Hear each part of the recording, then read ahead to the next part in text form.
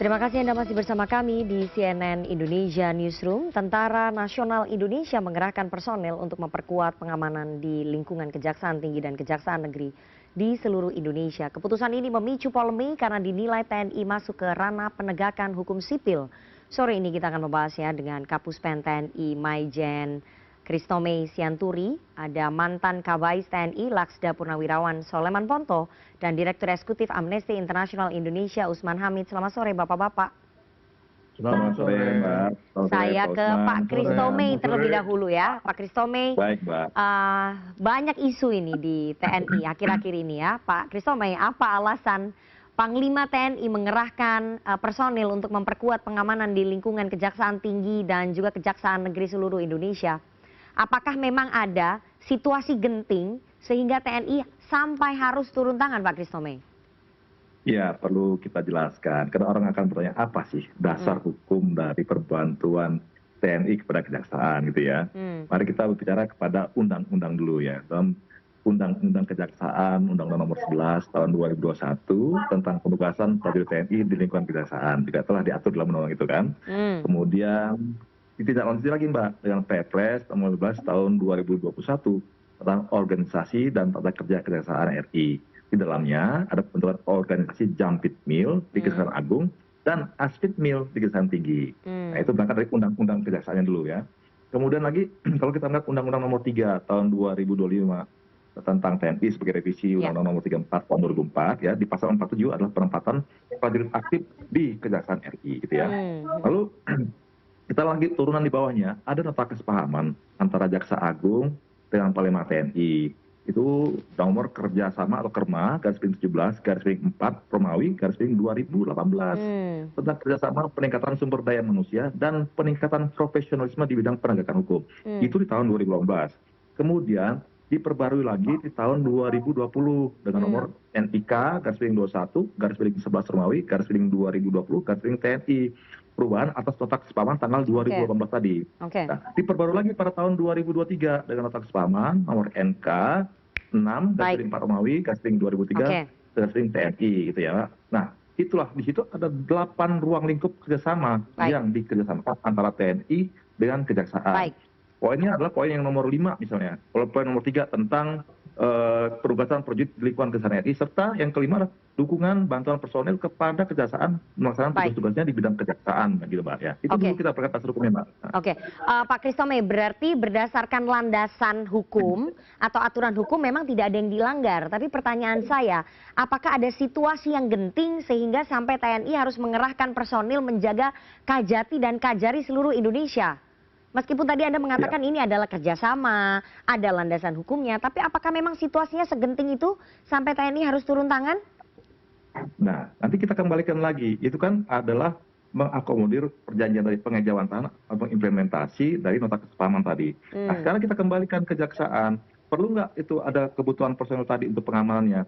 Kan masing-masing Kajati, masing-masing Kajari mempunyai ancaman, mempunyai tugas yang menghadapi tugas yang berbeda-beda. Kajari A dan Kajari B belum tentu sama. Nah, itu dikembalikan lagi kepada kejaksaan itu, Kajari atau Kajati, butuh nggak personel TNI?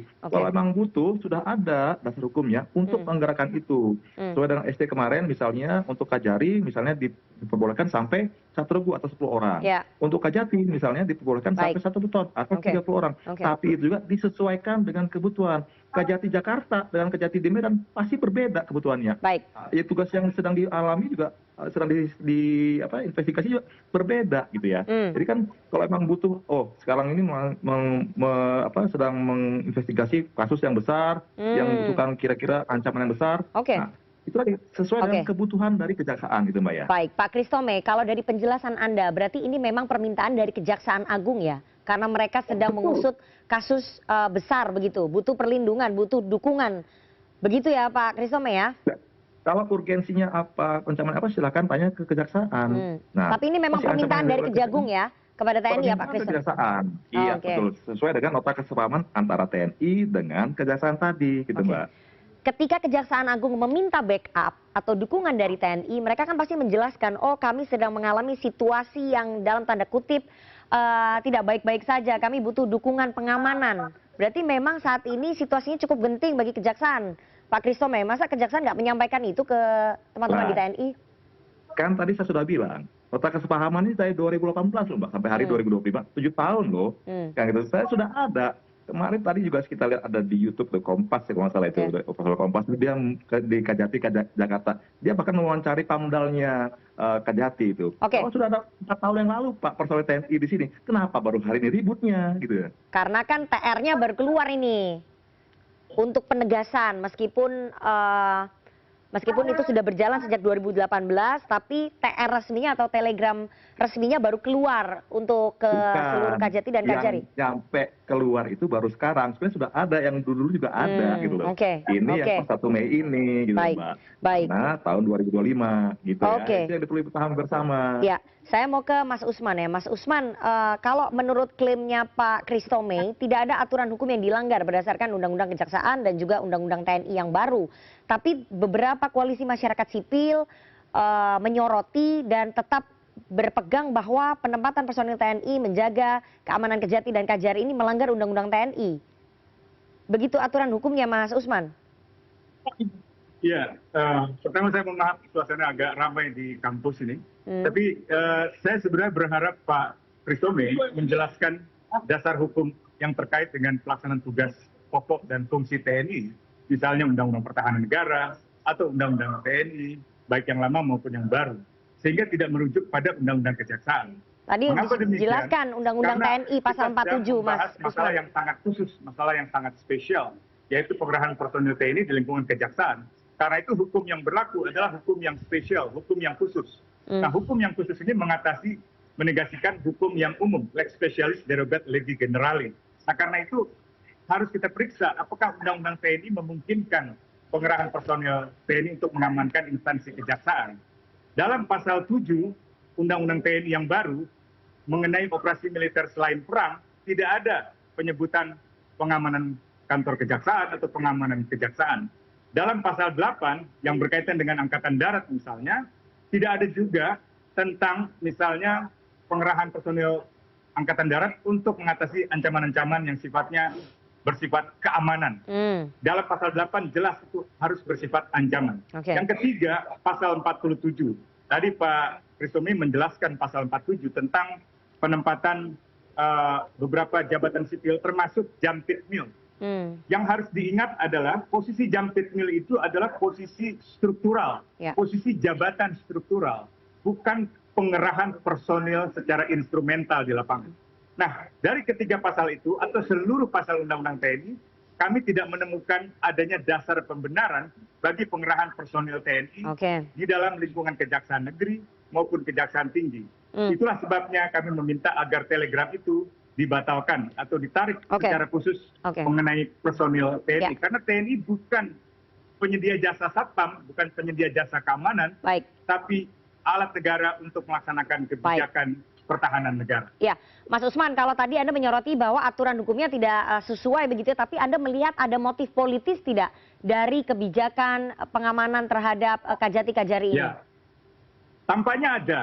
Jadi dalam beberapa pembicaraan dengan pihak kejaksaan, kelihatannya kejaksaan sedang menangani kasus-kasus yang terkait dengan penertiban hutan, baik itu berkaitan dengan perkebunan sawit maupun berkaitan dengan pertambangan batu bara dan lain sebagainya. Dan informasi ini mencoba menjelaskan bahwa kejaksaan kesulitan untuk menghadapi kasus-kasus tersebut karena banyak dibackingi oleh pihak kepolisian. Tentu yang dimaksud adalah oknum-oknum kepolisian. Kalau itu masalahnya, seharusnya Jaksa Agung bicara dengan Kapolri. Setidaknya Jaksa Agung dan Kapolri duduk bersama dengan Menko Polhukam dan juga mungkin Menteri Pertahanan, karena Menteri Pertahanan mensupervisi Satgas Penertiban Hutan tersebut. Jadi dari mulai kasus Agrinas dan lain sebagainya, tampaknya itu tidak bisa dipisah-pisahkan. Jangan sampai pengerahan personil TNI atas permintaan Kejaksaan Agung justru menghadap-hadapkan personil TNI dengan personil kepolisian. Tahan dulu Mas Usman. Saya kira itu akan merusak sistem penegakan hukum di Indonesia dan merusak profesionalisme militer di dalam bidang pertahanan negara. Oke, tahan dulu. Saya mau ke Pak Soleman. Pak Soleman, sebagai mantan purnawirawan TNI begitu ya, Anda melihat kebijakan ini kental muatan politisnya atau sebetulnya ini sudah ada jurisprudensi sebelumnya bahwa TNI melakukan pengamanan begitu? Nggak ada lah. Kalau saya lihat itu aja. Undang-undangnya bea cukai. Bea cukai itu ada undang-undangnya dapat meminta TNI untuk mengamankan bea cukai. Lalu kalau kita lihat tugas pokok TNI, menegakkan kedaulatan, menjaga keutuhan wilayah, melindungi segenap bangsa. Kalau kita lihat di penjelasan apa yang dimaksud dengan menegakkan kedaulatan, di situ adalah menjamin pemerintah ini bisa bebas melaksanakan tugasnya dari ancaman. Nah, meletakkan TNI sekarang kepada kejaksaan itu dalam rangka supaya kejaksaan ini bisa melaksanakan tugasnya bebas dari ancaman. Ancamannya apa? Ada ancaman militer dan non militer. Kalau non militer ada bisa polisi, tetapi ketika itu ancaman militer, ya hadapannya ancaman militer. Itu yang satu. Yang kedua, kita lihat pasal 10 Undang-Undang Dasar, Presiden adalah pemegang kekuasaan tertinggi angkatan bersenjata. Saya tidak yakin kalau Presiden ini tidak tahu. Saya tidak yakin. Jadi ini saya sangat yakin atas juga sudah dari Presiden sendiri. Jadi kalau dari aturan, saya kira tidak ada aturannya yang dilanggar. Ini semua sudah ada itu aturannya. Pak Soleman, artinya sebelumnya itu sudah pernah ya dilakukan bahwa personil TNI melakukan pengamanan di institusi-institusi lain ya? Oh ada, sudah 2021, 2017 malah.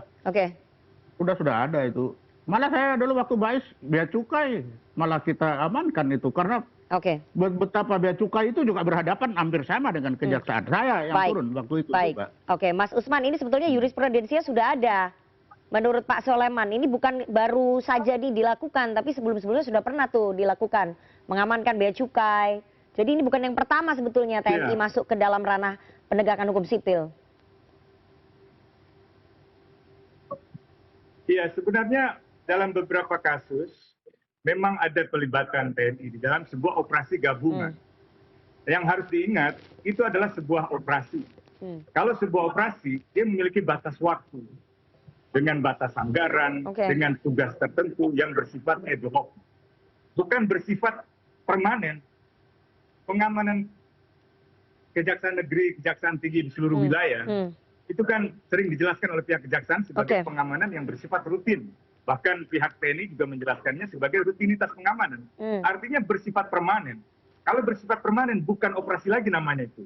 Jadi itu yang saya kira ingin dikoreksi dan perlu dikaji ulang agar lebih cermat dan lebih tepat di dalam melaksanakan undang-undang, khususnya undang-undang TNI. Lebih khusus lagi pasal 7 dan pasal 8 serta pasal 47 undang-undang TNI. Pak Christomey, bagaimana kemudian menjawab bahwa penempatan personil TNI menjaga Kajati dan Kajari seluruh Indonesia ini bermuatan politis dan berpotensi menghadap-hadapkan antara TNI dengan Polri? Pak Christomey. Iya, saya koreksi sedikit Mbak, pernyataan Mbak. Keterlibatan TNI di sini bukan dalam ranah penegakan hukum ya. Apalagi yang itu pengamanan saja dalam rangka pengejawantahan dari implementasi MOU atau nota kesepahaman antara TNI dan kejaksaan. Itu yang perlu dikoreksi. Nah, kita kembali lagi ke tadi sampai oleh Pak Soleman Ponto, tugas TNI dalam Undang-Undang Nomor 3 Tahun 2025. Saya menggarisbawahi yang melindungi segenap dan seluruh tumpah darah Indonesia dari ancaman dan gangguan terhadap keutuhan bangsa dan negara. Siapa sih segenap dan seluruh tumpah darah itu? Semua aset bangsa ini, seluruh warga negara itu adalah yang harus dilindungi oleh TNI. Kemudian kalau kita lihat di pasal 7 ya, yang membantu tugas pemerintah di daerah, kejaksaan itu termasuk bagian dari pemerintah gitu ya, yang melaksanakan tugas di bidang penuntutan, nah gitu ya. Jadi sah-sah saja apabila ada satu lembaga untuk membantu lembaga yang lainnya. Ini kan sinergitas kementerian, sinergitas antar lembaga. Kenapa misalnya ketika BNPB meminta bantuan TNI dalam penanggulangan bencana itu tidak dipermasalahkan, kan sama antara BNPB kejaksaan itu hal yang sama gitu ya. Termasuk TNI bisa diminta bantuan oleh kepolisian dalam rangka pengamanan Satgas Ormas kemarin, boleh kan? Berarti kan ada. Yang penting itu adalah untuk mempercepat pembangunan, mendukung program pemerintah. Saya rasa tidak ada masalah untuk itu gitu ya. Lagi untuk memang pasangan tugas bangsa dan negara. Baik, Pak Christomey, Anda belum jawab pertanyaan saya ya. Muatan politisnya dari penempatan personil TNI menjaga Kajati Kajari dan berpotensi ini akan menghadap-hadapkan antara personil TNI dengan Polri ini bagaimana? Tidak ada muatan politis di sini, Pak. Artinya hanya pengejawantahan dari kerjasama antara TNI dengan kejaksaan. Apa urgensinya, apa kebutuhannya, adalah yang tahu adalah kejaksaan. Karena kan, oke, di dalam SC itu dibilang bahwa Kajari itu bisa minta 1 regu 10 orang. Kajati bisa minta 1 ton 30 orang. Tapi kembali lagi sesuai kebutuhan dari masing-masing Kajari dan Kajari. Kalau memang tidak butuh pengamanan itu, ya nggak usah ngapain gitu. Saya butuh cuma 2, Pak, 2 saja gitu. Nah, kayak itu. Jadi tergantung ancaman dari masing-masing atau kasus yang dihadapi oleh kejaksaan masing-masing. Tadi saya bilang bahwa kasus yang dihadapi oleh Kejaksaan Tinggi misalnya Jakarta dengan di Medan dengan di Lampung pasti berbeda, ya. Nah, pasti kan ada yang perlu karena memang ada intimidasi, ada ancaman karena mungkin kita juga ada menangani kasus-kasus koneksitas sehingga perlu TNI di situ gitu ya. Nah, itu yang perlu disampaikan. Ada juga menyatakan bahwa itu kan struktur Jampit Mil tidak perlu tidak struktur, tapi kan Jampit Mil tidak bisa bekerja sendiri, dia harus ada tenaga di bawahnya, bantuannya itu loh. Ya, itu Mbak kira-kira. Ya, Bang Usman, tapi tadi dibantah ini tidak ada muatan politisnya, tapi menurut Anda apakah ini akan memperburuk ataupun mempertegang hubungan antara TNI dan Polri? Ya, kita lihat aja nanti. Ya, tahun lalu kan media-media juga memberitakan tentang ketegangan antara instansi kejaksaan dengan kepolisian. Betul. Ketika Jampitsus Pak Febri dikuntit oleh orang-orang detasemen khusus 88. Bahkan artinya sudah ada presiden ya. 88 sampai ditangkap, diamankan oleh personil TNI dan dibawa ke Kejaksaan Agung lalu diinterogasi. Nah, hal-hal semacam itu jangan-jangan, ya, mudah-mudahan saya salah, jangan-jangan masih belum terpecahkan, masih belum ada semacam penyelesaian koordinatif antar instansi, khususnya instansi kejaksaan, instansi kepolisian, dalam menangani permasalahan-permasalahan itu. Jadi jangan sampai dalilnya adalah sinergitas, tapi yang terjadi justru disintegrasi. Atau semacam perpecahan antar institusi penegak hukum yang seharusnya terintegrasi. Kejaksaan dan kepolisian harus saling percaya, harus saling bekerja sama. Karena dua institusi itu adalah dua institusi yang menjadi tulang punggung atau menjadi ujung tombak dari penerapan sistem peradilan pidana, penegakan hukum pidana. Penyidikan dalam tindak pidana umum ada di kepolisian, tindak pidana khusus ada di kejaksaan. Berkas kepolisian sangat tergantung pada apakah kejaksaan mau melanjutkan ke pengadilan atau tidak. Kalau kejaksaan tidak percaya pada polisi, lalu apa yang akan terjadi pada sistem penegakan hukum kita? Gitu. Jadi saya kira ini masalah utamanya kan belum ada jawaban yang meyakinkan dari kejaksaan bahkan dari TNI. Mengapa pengamanan kantor kejaksaan atau personil-personil jaksa yang katakanlah menghadapi potensi ancaman tidak ditempuh dengan pihak kepolisian terlebih dahulu. Seandainya pihak kepolisian tidak sanggup misalnya, memang dimungkinkan untuk menambah bantuan dan itu namanya tugas perbantuan militer. Tetapi sampai hari ini belum ada penjelasan mengapa tidak ditempuh permintaan pengamanan kepada pihak kepolisian terlebih dahulu. Itu saya kira pertanyaan kritisnya. Berkali-kali kejaksaan kehakiman menghadapi kasus-kasus beresiko tinggi. Ya, misalnya dalam kasus pembunuhan Munir, yang didakwa adalah mantan Danjen Kopassus, mantan Deputi 5 Badan Intelijen Negara, dan menghadapi ancaman-ancaman yang sangat serius, sehingga jaksa-jaksa dan hakim-hakim sampai harus diperlengkapi pengamanan dari personil brigade mobil atau BRIMOB. Nah, hal semacam itu bisa juga ditempuh apabila memang dalam situasi saat ini kejaksaan kesulitan atau menghadapi ancaman ketika ingin menangani kasus-kasus penertiban hutan, termasuk penertiban tambang-tambang. Jadi itu dulu yang harus dijawab. Kalau nanti pihak kepolisian tidak sanggup, tentu kita bisa menimbang perbantuan dari militer, jangan langsung kepada militer. Ya, Pak Christomey, apakah kemudian teman-teman di TNI tidak bertanya terlebih dahulu ke kejaksaan, kenapa kemudian tidak meminta bantuan pengamanan dari Polri dulu, baru tambahannya dari personil TNI? Kenapa langsung menghubunginya ke TNI begitu? Kita kan mengejawantahkan dari nota kesepahaman tadi, Pak. Artinya sudah ada pembicaraan antara pimpinan TNI dan pimpinan kejaksaan bahwa ada dukungan bantuan personil kepada kejaksaan untuk tugas-tugas atau fungsi kejaksaan. Kita berangkatnya dari sana. Urgensinya apa? Silakan tanyakan kejaksaan misalnya. Kalau kenapa misalnya tidak meminta bantuan polisi, saya rasa sudah ada kok permintaan bantuan ke kepolisian itu, bahkan Kajati Jakarta itu dijaga oleh Brimob kalau nggak salah 3 tahun atau 4 tahun yang lalu. Kemudian terjadi misalnya minta bantuan TNI, ya silakan tanyakan ke Kajati Jakarta kenapa ada perubahan itu gitu. Kami hanya karena diminta oleh kejaksaan dalam rangka dukungan bantuan sosial sesuai dengan nota kesepahaman yang sudah kami buat dan dalam rangka sinergitas tugas antar lembaga, ya kami melaksanakan itu karena memang sudah ada persetujuan dan sudah ada kesepakatan antara pimpinan TNI dengan kejaksaan gitu ya. Baik, Pak Soleman, supaya kemudian ini tidak menempatkan TNI di tengah-tengah ya, karena sudah ada preseden sebelumnya ini tadi disampaikan oleh Mas Usman, ketegangan hubungan antara kejaksaan dengan Polri dan TNI tampaknya berada di tengah-tengah ini, supaya kemudian TNI tidak terjepit di tengah-tengah di antara ketegangan Polri dengan kejaksaan, bagaimana ya Pak Soleman? Ya justru kalau ada tegang itu ya ditaruh di tengah lah, kan bisa jadi penyeimbang yang bagus kan. Jadi TNI saat ini menjadi penyeimbang, bukan berhadap-hadapan. Ya enggak lah. Memang ini presiden begini, orang kita itu sekali mengingat susah dilupakan. Jadi ya itu makanya kita jangan sampai berbuat sekali berbuat ya teringat-ingat. Itu orang Indonesia. Nah supaya ini daripada pelanduk yang mati di tengah-tengah, taruh aja TNI di tengah-tengah itu. Biar dia kuat menahan ini kan imbang. Dengan harapan ini itu akan terjadi netralisasi kan di sana. Sebenarnya itu aja itu ininya supaya dia netral kembali.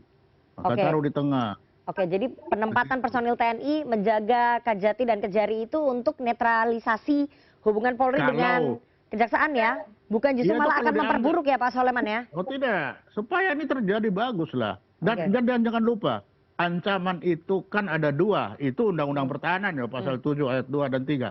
Ancaman militer dan ancaman non-militer. Nah, kejaksaan ini menghadapi dua-duanya. Ya kalau ancamannya non-militer ya minta ke Polri. Tapi kalau ancaman militer ya pasti minta ke tentara, mana lagi. Nah, bentuk ancaman militer itu apa? Rahasia, pasti. Kalau ancaman militer tidak dirahasiakan, ya berubah. Kan begitu. Terakhir Pak Kristome, ini Koalisi Masyarakat Sipil meminta agar Pangti atau Panglima tertinggi Republik Indonesia, Pak Prabowo, memerintahkan kepada Panglima TNI untuk membatalkan telegram resmi penempatan personil TNI ke Kejati dan Kejari. Bagaimana kemudian dari TNI menanggapi aspirasi dari masyarakat sipil ini? Iya, artinya kan sah-sah saja di alam negara demokrasi seperti kita ini ada sebagian yang berpendapat seperti itu gitu ya. Boleh-boleh saja, tetapi kan yang tahu tentang kebutuhan antar kedua lembaga itu adalah Kejaksaan Agung dengan Panglima TNI. Mereka sudah membicarakan itu, akhirnya keluar nota kesepahaman, itulah yang kita kerjakan. Kalau beda pendapat, kita tetap membuka diri untuk evaluasi, kritik. Mari kita lihat nanti ke depan. Silakan diawasi bersama. Kita tetap untuk melaksanakan tugas bangsa dan negara. Itu Mbak ya.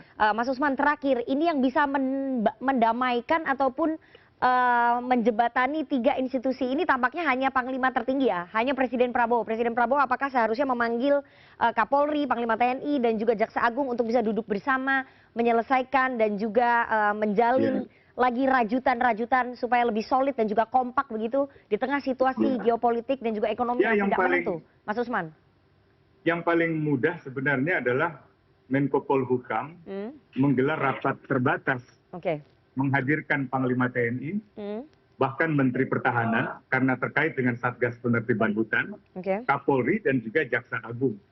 Dalam pertemuan rapat terbatas itulah saya kira bisa dicarikan penyelesaian. Solusi yang kedua adalah Komisi 1 dan Komisi 3. Komisi 1 membidangi Kementerian Pertahanan dan juga Militer. Komisi 3 membidangi pihak kepolisian dan kejaksaan. 2 komisi ini saya kira memiliki fungsi dan tugas sebagai kontrol dan penyeimbang pemerintah. Jadi seandainya katakanlah pengerahan personel itu setelah mendapatkan persetujuan dari Menteri Pertahanan, dari Presiden, maka DPR punya wewenang untuk memberikan persetujuan itu. Memang dalam Undang-Undang TNI untuk tugas-tugas non-kombatan militer itu tidak harus mendapatkan persetujuan politik dari DPR. Tetapi ketegangan-ketegangan instansional antara kejaksaan dengan kepolisian saya kira wajib dibicarakan di Komisi 3. Karena itu kami mendesak Komisi 3, Komisi 1 juga untuk membicarakan masalah ini dalam rapat dengar pendapat mereka. dengan para Baik. mitra mereka di pemerintah. Mas Usman, tapi kalau ketegangannya sudah meruncing, apakah Presiden Prabowo harus turun tangan memanggil 3 petinggi institusi ini, Kapolri, Panglima TNI, dan Ya, juga saya kira Jaksa Agung? harus lah, karena Satgas Penertiban Hutan ini kan juga dipegang oleh orang kepercayaan Pak Prabowo, yaitu Menteri Pak Pertahanan. Syafrin Samsudin, Ya, ya. dan juga dalam lingkap tertentu urusan-urusan ekonomi dan bisnis termasuk kehutanan, Oke. pertambangan juga dikelola oleh Pak Hasim Doyo Hadikusumo, Baik. adiknya Pak Prabowo. Jadi saya kira kalau Presiden bisa ikut memecahkan masalah ini, mungkin tidak akan ada benturan-benturan yang dikhawatirkan Baik. di tingkat lapangan, Baik. khususnya antara kepolisian dan kejaksaan dan TNI. Kita tunggu nanti bagaimana langkah selanjutnya, apakah Presiden Republik Indonesia Prabowo Subianto akan memanggil para pembantunya yakni Kapolri, Panglima TNI, dan juga Jaksa Agung untuk bisa duduk bersama menyelesaikan segala persoalan dan mungkin menjembatani serta ketiganya bisa kompak kembali menjaga pertahanan, keamanan, dan juga pemberantasan korupsi di tanah air sehingga kita tidak perlu sibuk untuk mengurusi persoalan-persoalan internal dalam menghadapi tantangan geopolitik dan juga ekonomi. Kita tunggu Presiden Prabowo turun tangan menyelesaikan persoalan ini. Terima kasih 3 orang narasumber yang sudah hadir melalui sambungan virtual pada sore hari ini. Ada Mas Usman Hamid, Direktur Eksekutif Amnesty International Indonesia, Pak Soleman Ponto, mantan Kabais TNI, dan Maijen Kristomei Sianturi, Kapus Pen TNI. Sehat selalu Bapak-Bapak. Selamat sore. Terima kasih, Pak Osman. Selamat sore, Selamat Osman. sore. Sore. Mari, Ya, Pak.